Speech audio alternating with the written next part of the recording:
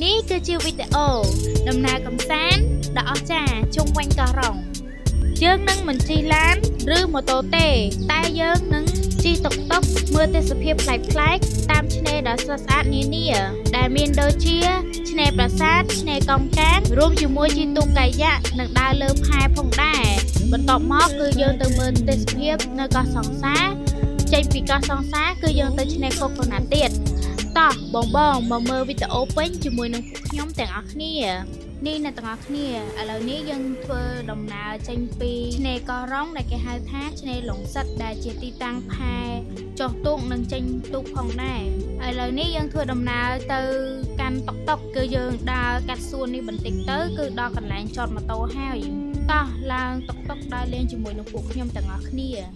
សម្រាប់ទីតាំងដំបូងដែលយើងនឹងទៅនោះគឺឆ្នេរប្រាសាទគ្រាន់តែឮឈ្មោះហ្នឹងក៏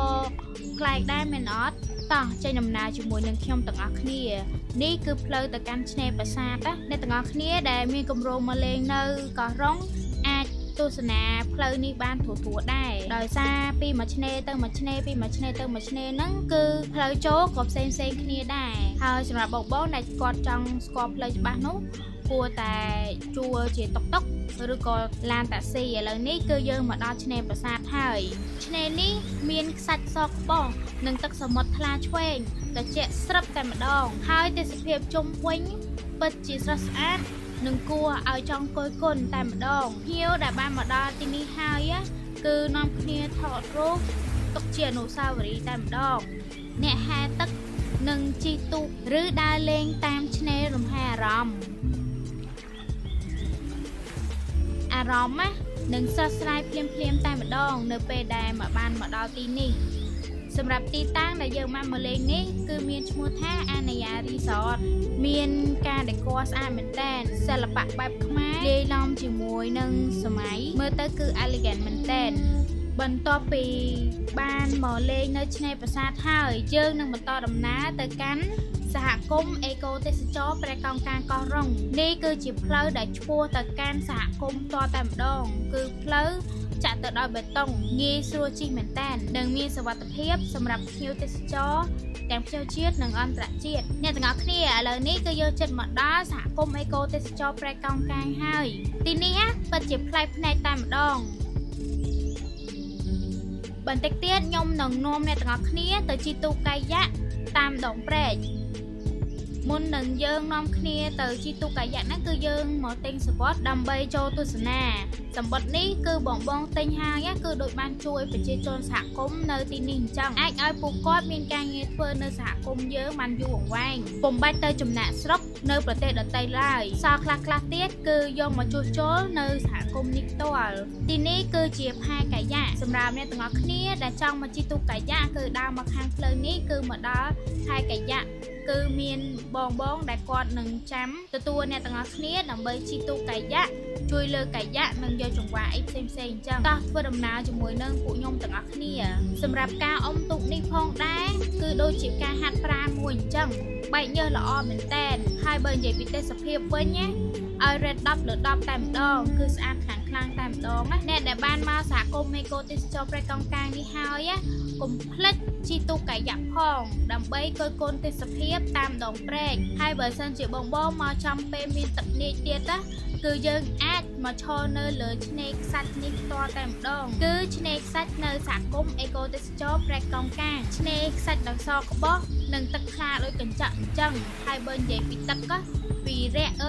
ទោះបីជាចូលប៉ុណ្ណាក៏មិនលិចរហូតដល់ខ្លួនដែរងាយស្រួលដើរលេងនិងងាយស្រួលទស្សនាគយគន់ទេសភាពតាមដងព្រែកនិងជុំវិញព្រែកនឹងផងដែរភ្ញៀវដែលគាត់បានមកលេងនៅទីនេះហើយគឺគាត់តែងតែនិយាយពាក្យថា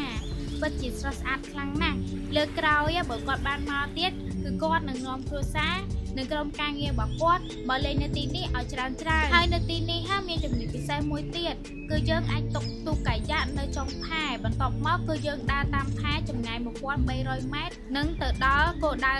ដែលយើងត្រូវត្រឡប់ទៅវិញហើយគឺពិតជាល្អមែនតើក្នុងពេលតែមួយអាចមកលេងបានទៅដល់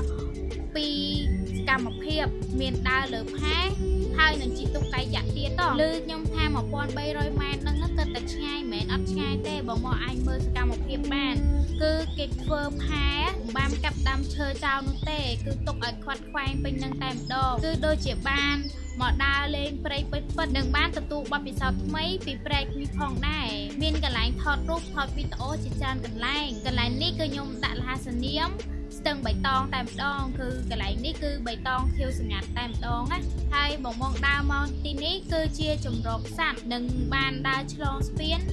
ហើយមានកញ្ចុះតាមផែនីមួយផងដែរហើយនៅទីនេះក៏មានសួនអូគីដេដែរបើបងចង់មើលពីសួនអូគីដេនេះអាចចូលទៅក្នុងlink ដែលខ្ញុំបានដាក់នៅខាងក្រោមគឺយើងនៅ detail ចំពោះសួនអូគីដេព្រៃនេះតោះឥឡូវនេះធ្វើដំណើរជាមួយនឹងខ្ញុំបន្តដំណើរទៅលេងនៅកន្លែងមួយទៀតនោះគឺជាឆ្នេរមួយកន្លែងដ៏ល្បីនិងស្រស់ស្អាតខ្លាំងមែនទែនដែលស្ថិតនៅភូមិព្រែកស្វាយហើយដេករបស់គេគឺតាម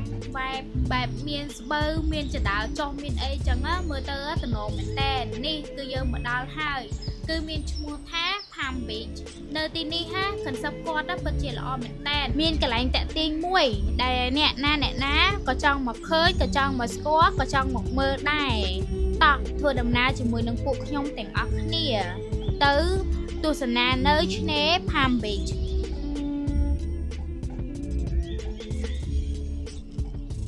មកដល់កោះរ៉ុងហើយឮល្បីថាមានកោះឯកជនមួយដែលមានឈ្មោះថាកោះសង្សារតួយើងមិនបានចូលទៅលេងដល់កោះសង្សារផ្ទាល់សម្រាប់អ្នកដែលគាត់មកលេងនៅឆ្នេរ Palm Beach នេះប្រកាសជាបានផ្លែកភ្នែកនិងអាចគយគន់សម្រាប់ទេសភាពនៅកោះសង្សារនេះផ្ទាល់នៅឆ្នេរ Palm Beach នេះផ្ទាល់តែម្ដងគឺមើលឃើញច្បាស់ហើយនឹងស្រស់ស្អាតមែនទែនឆ្នេរនេះពោពេញទៅដោយទឹកសមុទ្រពណ៌ខៀវស្រងាត់ហើយពួកគាត់គ្រាន់តែមកដល់ឆ្នេរ Palm Beach នេះផ្ទៀមគឺនាំគ្នាចុះទឹកលេងតែម្ដងនេះគឺជាកោះសង្សារកោះនេះផងដែរគឺមានទំហំទូចមែនទែនប៉ុន្តែមើលទៅគឺពិតជាតាក់ទាញភ្នែកនិងស្រស់ស្អាតខ្លាំងណាស់នៅឆ្នេរ Palm Beach នេះគឺមានថ្មមានផ្កាថ្មដុះដែលអាចឲ្យយើងមើលឃើញបានផ្ទាល់ភ្នែកហើយមានរេស្តូរ៉ង់ដែលយើងអាចទៅកំងអីញ៉ាំជាមួយនឹងភេសជ្ជៈត្រជាក់ឆ្នេរនេះពោពេញទៅដោយដើមដូងដុះត្រៀបត្រាបង្កើតបានទៅជាទេសភាពដ៏ស្រស់ត្រកាលអ្នកអាចថតរូបស្អាតសម្រាប់លំហែកាយនៅម្លប់ដើមដូងនេះស្រមៃថាខ្លួនកំពុងស្នាក់នៅរីសតសម្រាប់កាយនៅលើកោះសង្សារបានតោះឥឡូវនេះយើងនាំគ្នាធ្វើដំណើរទៅឆ្នេរមួយកន្លែងទៀតដែលជាឆ្នេរចុងក្រោយឆ្នេរនោះគឺយើងចូលទៅតាមផ្លូវលំបន្តិចគឺទៅដល់ហើយសម្រាប់ឆ្នេរនោះផងដែរគឺមានឈ្មោះថា Coconut Beach ផ្លូវនេះគឺផ្លូវចូលមក Coconut Beach ឆ្នេរនេះពិតជាស្ងប់ស្ងាត់និងមានទេសភាពស្រស់ស្អាតខ្សាច់សអមទៅដោយដើមដូងជាច្រើនដើមបង្កើតបានទៅជាទិដ្ឋភាពដ៏រ៉ូមែនទិកទីនេះល្អបំផុតសម្រាប់អ្នកចង់គេចពីភាពអ៊ូអរមកលំហែអារម្មណ៍អានសៀវភៅឬគ្រាន់តែអង្គុយគយគន់ធម្មជាតិដ៏ស្រស់បំព្រងនៅទីនេះបានជាចុងក្រោយខ្ញុំសង្ឃឹមថាអ្នកទាំងអស់គ្នាបានរីករាយជាមួយដំណើរកម្សាន្តជុំវិញកោះរ៉ុងតាមរយៈការជិះតុកតុកនេះកោះរ៉ុងពិតជាមានកន្លែងស្អាតជាច្រើនកន្លែងដែលរងចាំអ្នកមកស្វែងយល់បើមានឱកាសកុំភ្លេចមកលេងកោះរ៉ុងហើយសាកល្បងជិះតុកតុកកម្សាន្តដូចជាខ្ញុំណាអរគុណច្រើនមកបងសម្រាប់ការទស្សនាជួបគ្នានៅវីដេអូក្រោយៗទៀត